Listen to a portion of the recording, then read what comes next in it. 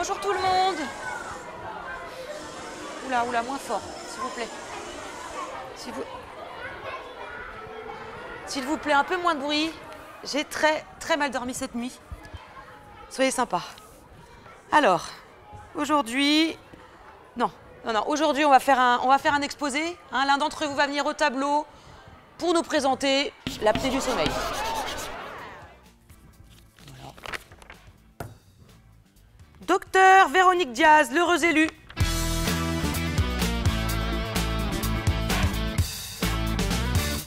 Docteur Diaz? Madame? Ah ben vous êtes là. Quelle rapidité. Eh bien on vous écoute. Docteur Diaz, qu'est-ce que l'apnée du sommeil? L'apnée du sommeil, c'est la survenue d'événements respiratoires pendant le sommeil. Ça peut être des événements respiratoires dus à un défaut de commande respiratoire, c'est ce qu'on appelle des événements centraux, ou bien ça peut être des événements respiratoires en rapport avec un blocage des voies aériennes qui va entraîner une apnée ou une diminution de la respiration. C'est ce qu'on appelle des événements obstructifs.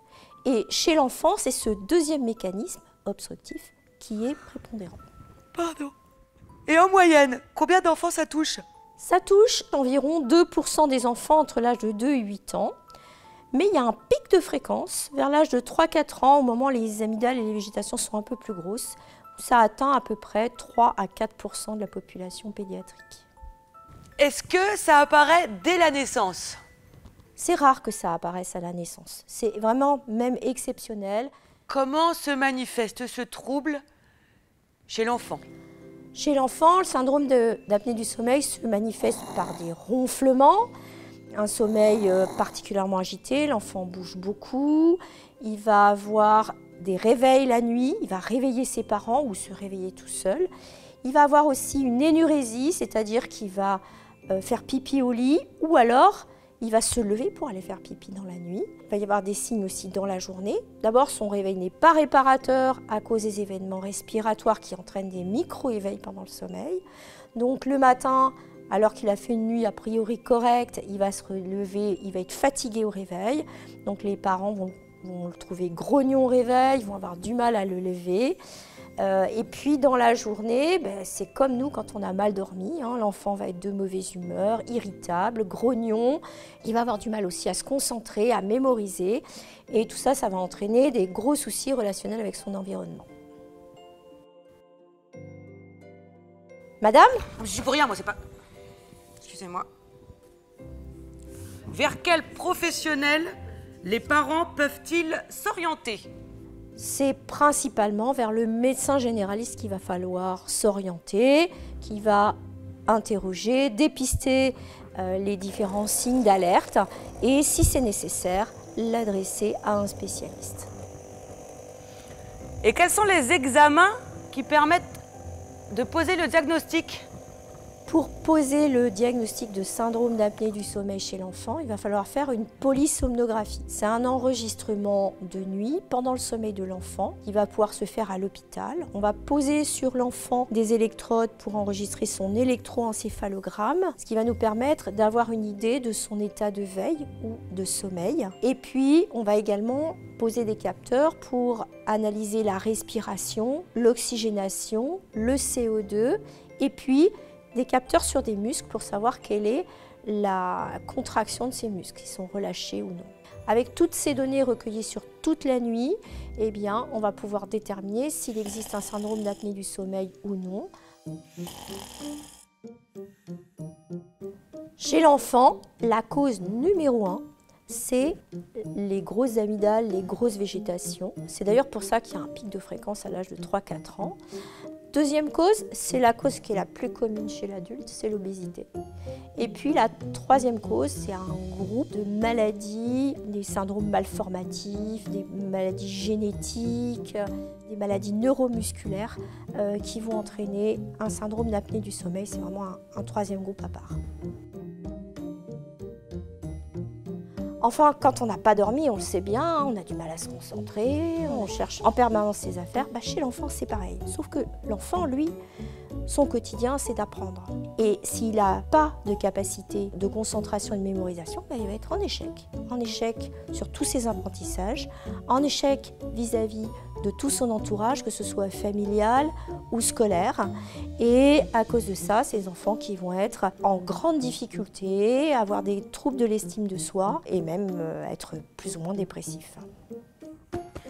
Et est-ce qu'il y a des conséquences physiques?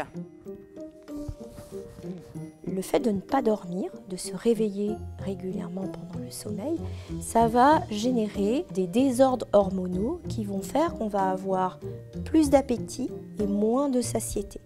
Donc le syndrome d'apnée du sommeil favorise l'obésité. C'est un problème parce que l'obésité favorise aussi le syndrome d'apnée du sommeil. Vous voyez qu'on est dans un cercle vicieux.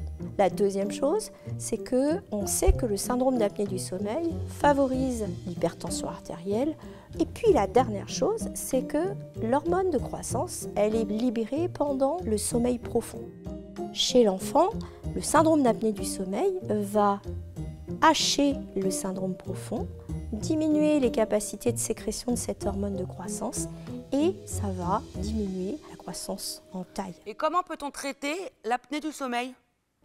Pour traiter le syndrome d'apnée du sommeil de l'enfant, il va falloir commencer par se poser la question de la cause de ce syndrome d'apnée du sommeil. On va donc vérifier si les amygdales, les végétations posent un problème et si c'est le cas, c'est l'ORL qui va agir en premier.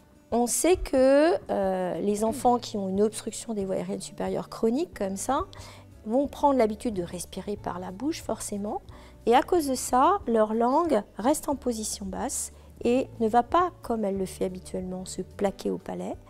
Or, le rôle de la langue, c'est de pousser sur les arcades dentaires et de favoriser la croissance de tout le massif facial.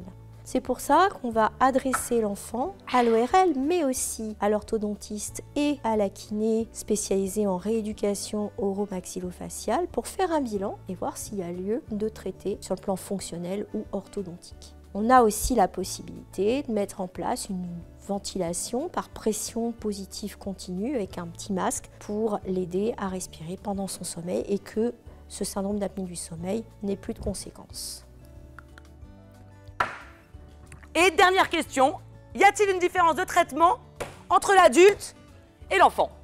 Oui, chez l'adulte, ce qu'on va faire, c'est qu'on va mettre en place une pression positive continue avec un appareil qui va souffler de l'air pendant la nuit, ce qu'on peut faire aussi chez l'enfant. Mais on n'a pas de traitement de la cause chez l'adulte. On a un traitement symptomatique. On peut aussi mettre en place des orthèses d'avancée mandibulaire qu'on ne peut pas utiliser chez l'enfant parce que ça déforme trop le massif facial, il faut attendre 18 ans. Chez l'enfant, la grosse différence, c'est qu'on a la possibilité de guérir l'enfant. C'est-à-dire que si les amygdales, les végétations, la langue, l'orthodontie, on s'y met tous et qu'on traite l'enfant de façon globale, eh bien ce syndrome d'apnée du sommeil, il peut disparaître. Et donc ça, c'est vraiment quelque chose de très positif chez l'enfant. Eh ben c'était passionnant. Moi ça m'a filé la pêche. Si on se refaisait un exposé. Mais non mais sinon. Ah mais non mais sinon on fait une pyramide humaine. Je sais pas. Oh non. Oh, je crois que je suis passée en mode hyperactive.